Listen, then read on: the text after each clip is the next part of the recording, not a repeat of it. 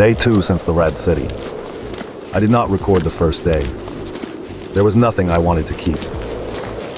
We walked north through the endless city with the masks around our necks and the air finally honest. Neither of us said much.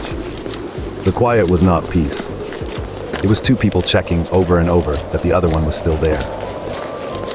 That thing on 11.3 never showed me a monster. It did not need one. It borrowed her voice. And now I keep asking her to say small things just to hear them come from the right mouth. Left boot is soaked. The seam finally gave. See that? No prophecy would bother faking that. She is here. She is real. Right now, that is the only fact I am certain of, and I am holding it like the last match in the box. The city changed slowly, like it was losing interest in itself. The sky went from gray to charcoal to something with no name. The towers got shorter. The windows got emptier. And the faceless crowds thinned out until they were gone completely. Even the things that pretend to live here do not come this far. I could not decide if that was a good sign or the worst one yet. Then the cold arrived. Real cold, the kind that gets into your teeth. And with it, the first snow either of us had seen since the other side. Cole, look up. Snow falling out of a black sky onto a dead city. It should have frightened me. Instead, it was the first thing in 2 days that felt like it was not lying. The apartments came out of the dark all at once. Orange and white towers, dozens of them, identical, wearing the snow like they had been waiting under it forever. Streetlights the color of old lamplight. No day here. No night either. Just this. There was a glow on the far side of the district. Floodlights, antennas, generators. People, which for most wanderers means rescue. For a man whose face is on a bulletin, it means we went the other way. Wide of the lights. 3 streets, maybe 4. Pick a tower with its back to them. The lobby we chose had been barricaded once, a long time ago. Heavy work but desperate. And on the side facing the city, the metal was dented in a pattern I have seen before. Gunfire. Somebody defended this place. The snow does not say who won. 4th floor. A family apartment. Beds, blankets, a kitchen. Dust like a held breath. And a fridge that was full. Not scavenger full. Stocked. I have eaten from a miracle pantry before. The endless food court after the dark levels taught me that every haven has a catch, and the catch is always priced exactly at what you cannot afford. So I stood there doing the math on a shelf of canned peaches. The math is that we are starving. Sit down. If it is a trap, it is a warm one, and I have slept in worse. She ate first. Nothing happened except that we remembered what full feels like. I wrote it down anyway. Day 2. The Refuge feeds us. Watching for the bill. We explored the halls the next morning, if morning is a word that means anything here. And that is when the building showed us its strangest face. Doors with little wooden signs nailed beside them. Hand-carved. Numbered. Level 2, 83. Level 1, 21. Level 36. Somebody mapped these apartment doors to other worlds and labeled them like classrooms. And at the end of the hall, in careful letters, a sign that just says Space Station. A space station. Behind a fire door in an apartment block.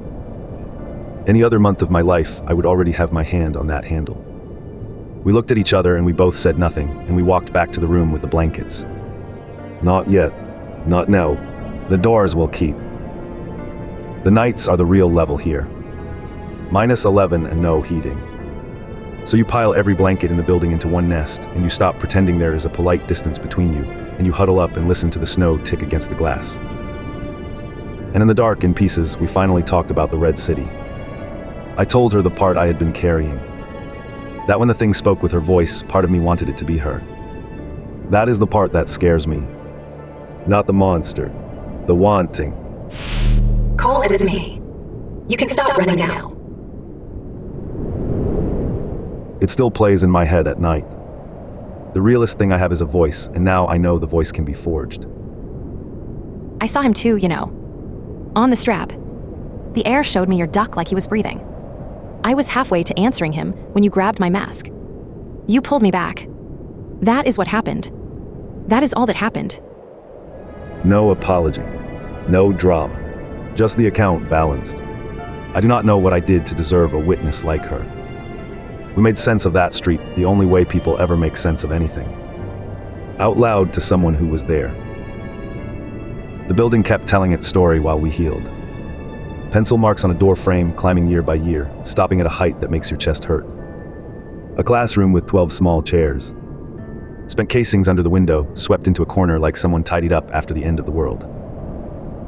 I understood the barricades then. The dents faced the city. They were not keeping some creature out. They were waiting for people. People with rifles who knew exactly where they were. And under a loose floorboard in the corner apartment, folded small, one page. Most of what these people wrote was taken away a long time ago by the people with the floodlights. This page got missed. It is dated December of 1992. They are here now. I can see the smoke rising in the distance. That is how they announce themselves with fire. I am sitting in the last room we have not boarded up, holding a rifle I was never meant to hold, listening to the family next door say goodbye to each other. If you are reading this, I hope we won. She thought this place was the end of the running. She wrote in an earlier line, there is no way they can find us here. And they found them. Everyone who ever felt safe in this building was wrong.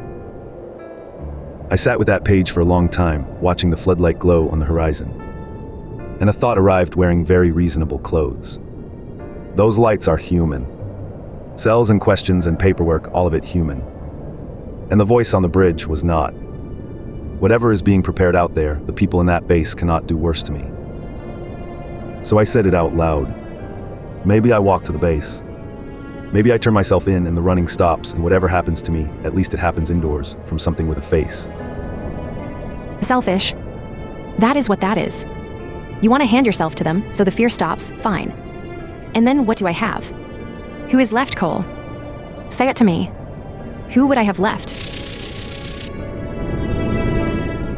Down in the caves on level 8, she begged me to surrender. She had it all worked out. She would vouch for me, the fastest way to keep me alive. Half a world of near deaths later, here she is, furious at me for suggesting the exact same thing. Somewhere between there and here, we stopped being each other's plan and started being each other's reason.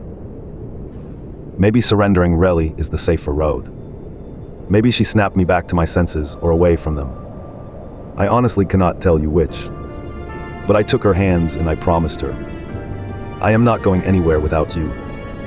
Not to the base. Not through a labeled door.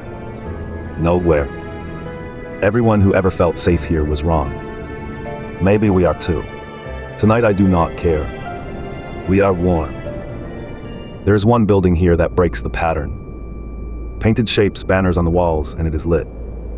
The only lit windows in the whole district that are not the base. I watch it from our windows some nights. The soldiers watch it too. 2 tents in the snow at its door, around the clock. Last night, for half a second, something crossed that lit hallway. I did not wake her. Whatever it is, they guard it. Which makes it the one door in this city of doors that is not ours to open. So we are staying. There is food and heat we make ourselves, and no bulletin with my face on it inside these walls.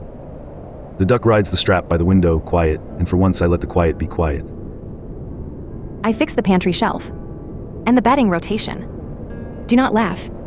If we are staying properly. I forgot what that felt like. Somewhere out there, a prophecy has been finalized, and one day this diary will have to care. But it is not here. It is not tonight. For the first time since the yellow rooms, the entry ends, and we are not going anywhere. This is day 9. The refuge holds.